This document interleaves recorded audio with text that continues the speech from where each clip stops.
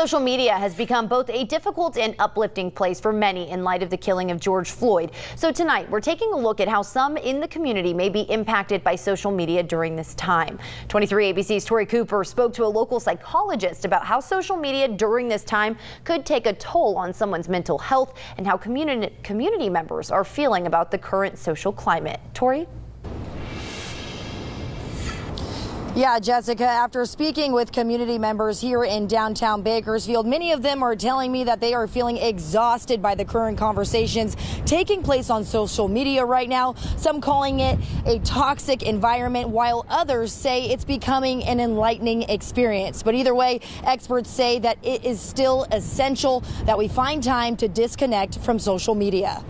For many people, social media has been a strenuous place to navigate lately. More chaotic for me than it was before that. I don't know if there necessarily has been something like this before, because there was Rodney King in the 90s, but Instagram didn't exist. 17-year-old Bakersfield resident Riley Parkinson says the controversy on social media surrounding the killing of George Floyd has consumed her social media feeds for the last few weeks nonstop. Since police brutality is the main topic in question, it's a lot of the stuff that you're seeing also is pretty graphic, violent. Parkinson says that these violent images are constant and going viral on her Instagram, Facebook, and Twitter feeds. But she says she feels that the Black Lives Matter movement is now becoming more of a hot topic used for daily entertainment rather than a movement for change. It's entertainment at the end of the day. For a lot of people, it's entertainment. And so it's really uncomfortable and kind of dark in a way. 23 ABC spoke to the director of Kern Behavioral Health, Dr. Bill Walker, about this type of social media climate. He tells us social media can validate your views and still feed into fear and heighten hysteria. They know what you like. And even if what you're liking is something that scares you, social media will follow you and keep feeding that to you.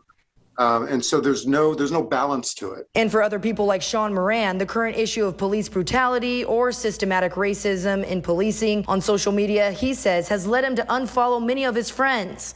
Moran calls it an eye-opening experience. The things that people say, one of the most primary things that I saw that offended me, somebody said that there's no such thing as systemic racism.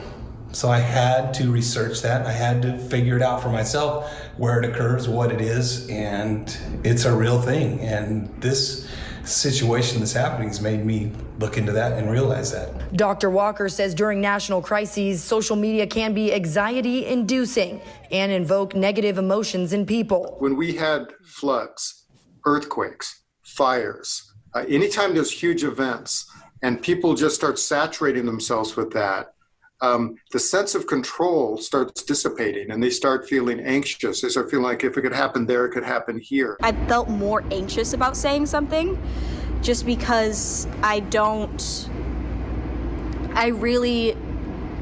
still feel the guilt of being ingenuous, and I almost have to remind myself oh, I'm the one who should be talking about this. What does cause me to feel a little guilt from time to time is when some white person says something and it's inflammatory, but I kind of agree with it. There has been some things that I kind of agree with it, so then I feel bad if I should or shouldn't agree with that or not. Dr. Walker claiming the emotionally charged media can also be cognitively addictive. But if you're going through ups and downs, then it's bringing you up and then you're dropping. And so that's a sign that I'm kind of getting addicted to this. I don't mean like that physically addicted, but I'm getting emotionally addicted to this. He says social media is best in small doses and unplugging is essential. Again, I use the candy analysis. It's like a piece of candy or dessert is great, but if it's what you start eating all the time, you both crave it and it makes you sick.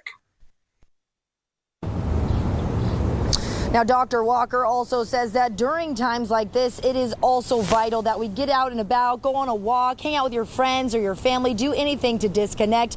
But if this situation does become too overwhelming for you, you can always contact Kern Behavioral Health Help Hotline, and you can find that information right there on our website, turnto23.com. But for now, we'll leave it there in downtown Bakersfield. I'm Tori Cooper for 23 ABC News, connecting you.